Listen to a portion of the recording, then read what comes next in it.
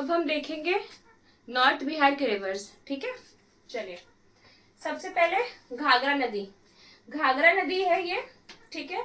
ये नेपाल के मापुचोंग ग्लेशियर से निकलकर यूपी में एंटर करती है, फिर यूपी से वो बिहार एंटर करके बिहार में मिल जाती है गंगा से। ठीक है, ये गंगा में कहाँ पे एंटर करती है? बिहार में छपरा सिवान में एंटर करती है।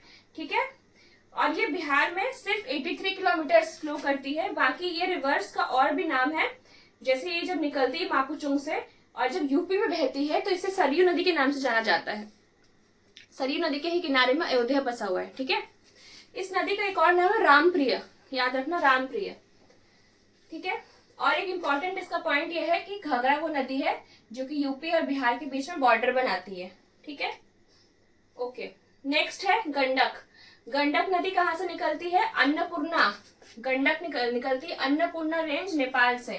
ठीक है, ये घाघरा भी नेपाल से है, गंडक भी नेपाल से है। ठीक है, कहाँ घुसती है ये? वेस्टर्न चंपारण में भैंसा लोटा। भैंसा लोटा एक जगह का नाम है पश्चिमी चंपारण में, वहां पे एंटर करती है और फिर ये वेस्टर्न चंपारण, ईस्टर्न चंपारण, मुजफ्फरपुर, गोपालगंज, ये सब से होते हुए वैशाली में हाजीपुर में जाके मिल जाती है गंगा जी से। ठीक है, गंगा नदी से।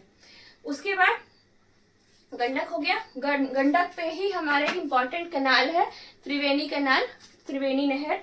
ये क्वेश्चन प्रीवियस ईयर क्वेश्चन है। ठीक है, याद रखना त्रिवेणी कैनाल किस पे है? गंडक पे है। अच्छा, उसके बाद है बूढ़ी गंडक। बूढ़ी गंडक जो है ये इम्पोर्टेंट पॉइंट है कि ये पश्चिमी चंपारण की ही नदी है। ये पश्चिमी चंपारण के सोमेश्वर पहाड़ी से निकलती है। ठीक है, और सोमेश्वर जो है शिवालिक का ही एक पार्ट है। पिछले वीडियो में हमने सोमेश्वर के बारे में पढ़ा था। ये है बूढ़ी गंडक, सोमेश्वर से निकल के ये देखो, ये पूरा यहाँ से होते होते ये खगड़िया में जाके मिल रही है। देख रहे हो बूढ़ी गंडक कितनी लंबी नदी है? बूढ़ी गंडक कितनी लंबी नदी है? 320 किलोमीटर की है। खगड़िया में मिल जाती है ये गंगा से। ठीक है, बूढ़ी गंडक के बाद है हमारा बागमती। बागमती जो है ये महाभारत श्रेणी, नेपाल, ये भी नेपाल से निकलती है महाभारत श्रेणी से। बागमती निकलकर, ठीक है, ये मिल जाती है किसमें? बूढ़ी गंडक में। बागमती बूढ़ी गंडक से मिलती है बेगूसराय में। ध्यान रखना, अगर पूछा जाए बागमती किस नदी की सहायक नदी है तो बूढ़ी गंडक की सहायक नदी है। और फिर अगर बूढ़ी गंडक नहीं दी जाए तो फिर आप गंगा जी बोल सकते हो, गंगा नदी में मिल जाती है, क्योंकि ये दोनों मिलकर फिर गंगा नदी में ही जाके मिल जाती है खगड़िया में। ठीक है, ओके, हो गया बूढ़ी गंडक हमारा, बागमती हो गया। ठीक है, कहाँ पे है ये बूढ़ी गंडक? मीट करती बेगूसराय में, ध्यान रखना।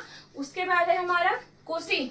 कोसी जो कि बिहार का सौरव कहा जाता है, शोक कहा जाता है। ठीक है, क्योंकि ये नदी काफी ज्यादा फ्लड लाती है हर साल। ये अपना मार्ग चेंज करते रहती है। ठीक है, अपना रास्ता जो है वो चेंज करते रहती है, जिसकी वजह से फ्लड आता है। और इसमें कमला नदी भी मिल जाती है। इसका पानी जो है, कमला नदी जो है अपना पानी, ये भी महाभारत श्रेणी से निकलती है कमला नदी, और ये भी कोसी में जाके मिल जाती है कमला बलान में। ठीक है, कमला मीट्स इन बलान, कमला बलान में मिल जाती है कोसी से। ठीक है, और ये दोनों मिलकर फिर कटिहार में जाके गंगा जी से मिल जाते हैं। ठीक है, तो कोसी कहाँ मिल रही है? गंगा जी से कटिहार में। ठीक है, कमला नदी कोसी में मिल रही है। ओके, ठीक है, कोसी नदी कहाँ पे एंटर कर रही है बिहार में?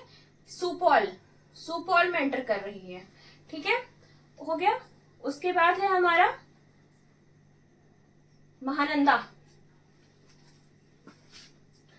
महानंदा नदी जो है ईस्टर्न मोस्ट रिवर है बिहार का। ठीक है, ये नदी वेस्ट बंगाल से निकलती है। ठीक है, और ये किशनगंज, पूर्णिया और फिर कटिहार में जाके गंगा जी से मिल जाती है। महानंदा जो है ईस्टर्न मोस्ट रिवर है बिहार का। महानंदा के बारे में एक कंट्रोवर्शियल ये है कि ये बिहार में मिलती है या नहीं मिलती है। अलग अलग बुक्स अलग अलग चीज कहते हैं, तो ये चीज ध्यान रखना। कुछ कहते हैं कि ये कटिहार में मिलती है, कुछ कहते हैं ये बिहार में नहीं मिलती है, ये बाहर जाके बंगाल में मिलती है। ठीक है, अच्छा, अब इसको याद कैसे करेंगे? वेस्ट टू ईस्ट याद रखना। जी, घाघरा गंडक, जी, बूढ़ी गंडक, बागमती, बी, कमला, कोसी, के और महानंदा, एम, जी, बी, के, एम। ठीक है, ओके। अब हम साउथ बिहार के रिवर्स जो है वो नेक्स्ट वीडियो में करेंगे। Alright, thank you.